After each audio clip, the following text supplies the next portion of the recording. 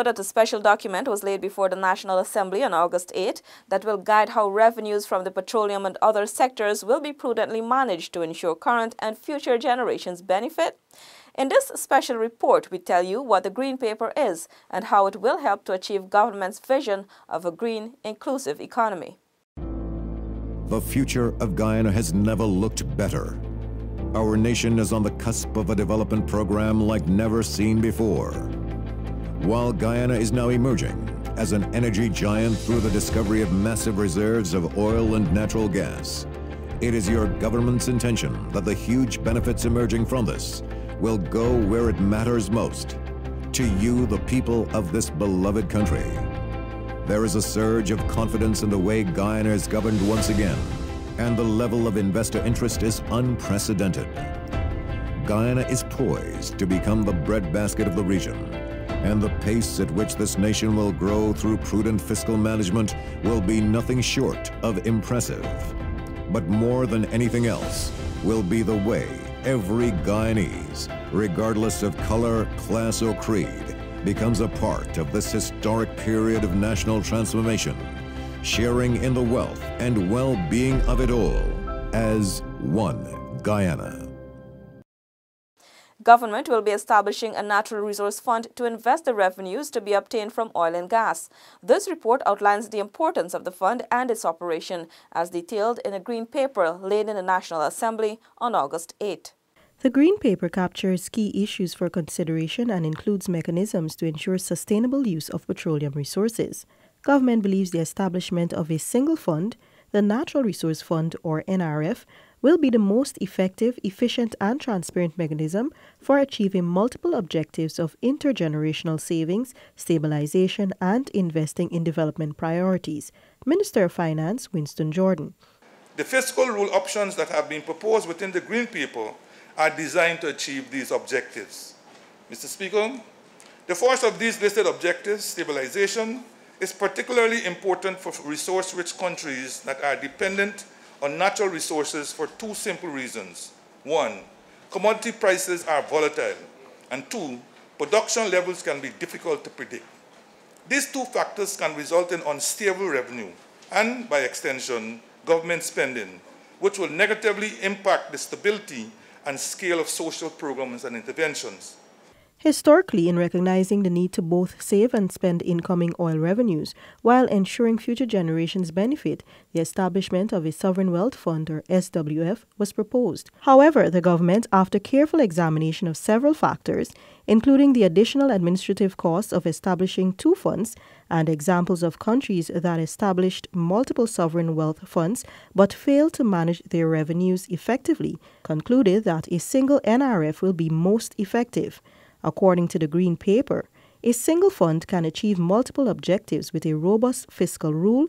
Establishing a sovereign wealth fund is relatively complex and there can be substantial administrative costs. Economic modeling also demonstrates that with Guyana's proposed fiscal rule, known as the Economically and Fiscally Sustainable Amount Rule, a single fund will lead to economic stabilization and substantial long-term savings. This would avoid increased administrative costs that establishing multiple funds would entail. The government cited case studies of Botswana, Norway and Nigeria which show having multiple funds are no guarantee of achieving savings and stabilization objectives. Finance Minister Winston Jordan says the Natural Resource Fund will ensure the sustainable use of revenues from the petroleum sector to achieve a diversified and green economy and, moreover, to avoid a mismanagement of the national patrimony. According to the Finance Minister Winston Jordan, the paper captures key issues and mechanisms that will ensure the sustainable use of revenues from the petroleum sector to achieve a diversified and green economy and avoid the mismanagement of the national patrimony. It will also act as a guide to avoid the dreaded pre-source curse and ensure that all Guyanese, especially youths and future generations, benefit from the windfall revenues. The first of these listed objectives, stabilization, is particularly important for resource-rich countries that are dependent on natural resources for two simple reasons. One, commodity prices are volatile, and two, production levels can be difficult to predict. These two factors can result in unstable revenue and, by extension, government spending, which will negatively impact the stability and scale of social programs and interventions. To achieve this, a portion of revenues will be invested in safe and liquid assets external to the domestic economy. The Green Paper also proposes the investment of portions of petroleum sector revenues in foreign markets to prevent an economic collapse or the depletion of the country's oil reserves. This also allows for public spending during resource extraction to be maintained or increased long after extraction has ended. Given the uncertainties surrounding the future of fossil fuels, it is necessary for savings to begin from day one of production. To achieve this function, revenues will be invested in diversified portfolio comprised of financial assets external to the domestic economy with long investment horizons and higher expected returns. The Sovereign Wealth Fund is now called the National Resource Fund and was touted by the Minister of Natural Resources, Raphael Trotman, soon after the confirmation of an offshore oil discovery in 2015. The Commonwealth and other international stakeholders were engaged in the drafting of its contents. The passage of the Natural Resource Fund Act will enable the establishment of the Natural Resource Fund to efficiently manage the country's natural resource wealth. This was highlighted in government's Green Paper. Once the Natural Resource Fund is established following the passage of the legislation, it will ensure the prudent management of revenues accrued from natural resources for the benefit of current and future generations. This was highlighted in the government's Green Paper on the NRF, which was laid in the National Assembly recently. According to the Green Paper, establishment of the fund will contribute to economic stabilization by ensuring that the volatility on natural resource revenues does not lead to volatile public spending. The administration's plan is to have the fair transfer of natural resource wealth across generations. The natural resource wealth will be used to finance development priorities through the national budget towards the creation of an inclusive green economy. The Green Paper outlines that petroleum revenues as well as excess revenues from mining and forestry will be deposited into the NRF. The NRF will be a US dollar bank account held by the Bank of Guyana from which withdrawals will be made based on a fiscal rule. Minister of Finance Winston Jordan explained to the National Assembly why this is necessary. We must avoid the resource course at all costs. To do this, we must manage injections to domestic spending. And when we do invest, we must ensure that these investments are catalytic and promote economic diversification so that we realize an economy that is strong and resilient, that can stand on its own long after oil has been depleted. Within the principles of good financial management, these investments will be guided by the National Development Plan, our Green State Development Strategy, and executed via the national budget as occurs in countries that have been successful in harnessing effectively natural resource revenue for development, such as Norway and Botswana. Withdrawals from the Natural Resource Fund will be deposited into the Consolidated Fund to form part of the financing streams of the annual budget, along with loans, tax, and non-tax revenues. A Sovereign Investment Committee will be set up to advise the Minister of Finance on the investment mandate as it relates to the Natural Resource Fund. We now tell you the composition and duties of that committee. The government's Green Paper on the Natural Resource Fund, NRF, proposes the establishment of the Sovereign Investment Committee to advise Minister of Finance Winston Jordan on the investment mandate as it relates to the NRF's management. The committee, appointed by Minister Jordan, will comprise 7 members. Among the members are a representative of the Finance Minister, an ex officio representative nominated by the Bank of Guyana's governor, and an Institute of Chartered Accountants of Guyana nominated representative. The Green Paper specifies that the committee members comprise persons with substantial experience, training, and expertise in financial investments and financial portfolio management. A senior investment advisor and analyst would also be recruited via international open tender.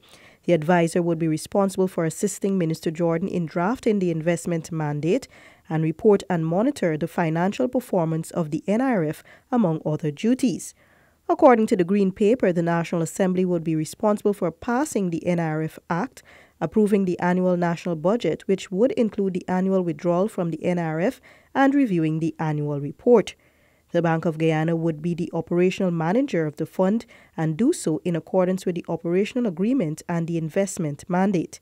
Quarterly reports and annual accounts and procurement of private managers and draft management agreements will also fall under the bank's purview.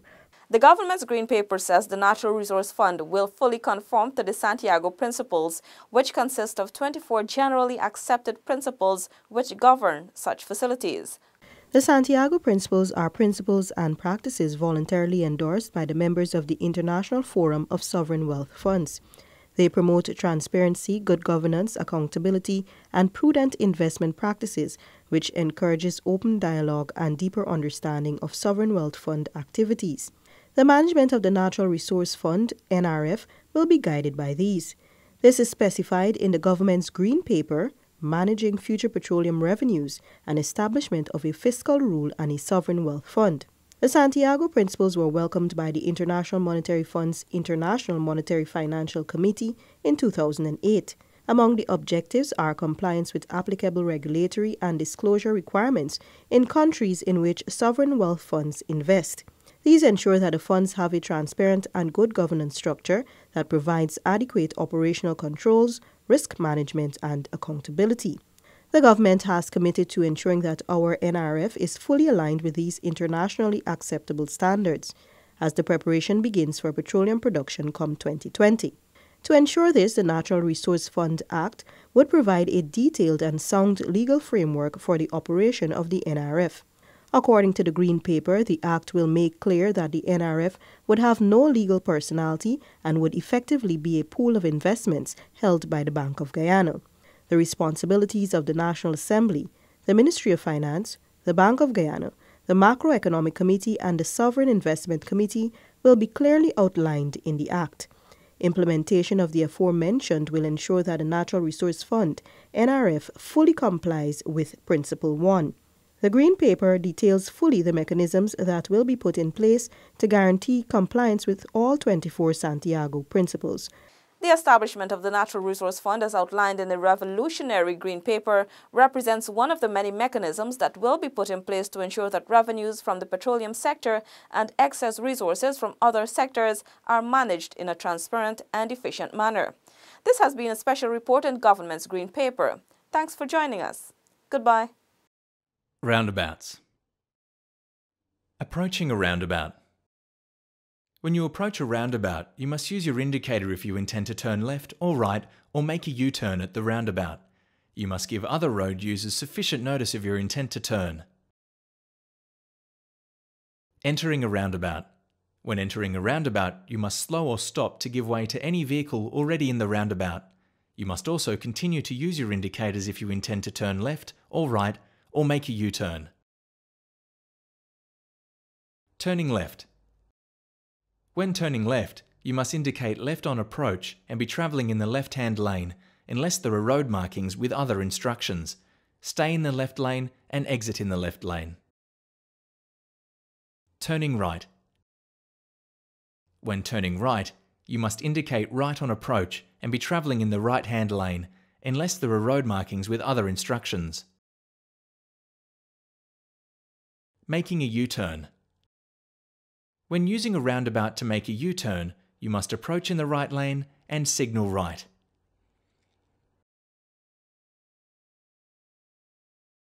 Changing lanes in a roundabout. Drivers may change lanes in a roundabout if they wish. The usual road rules for changing lanes apply. You must use your indicator and give way to any vehicle in the lane you are entering. Going straight ahead. You don't need to signal when approaching the roundabout if you are going straight ahead. You may approach the roundabout from either the left or right lane unless there are road markings with other instructions. Exiting a roundabout. As when you exit a road, you must signal left when leaving a roundabout, if it is practical to do so, and you should stop indicating as soon as you have exited the roundabout. However, when you are travelling straight ahead on a small single-lane roundabout, it may be impractical to indicate when exiting.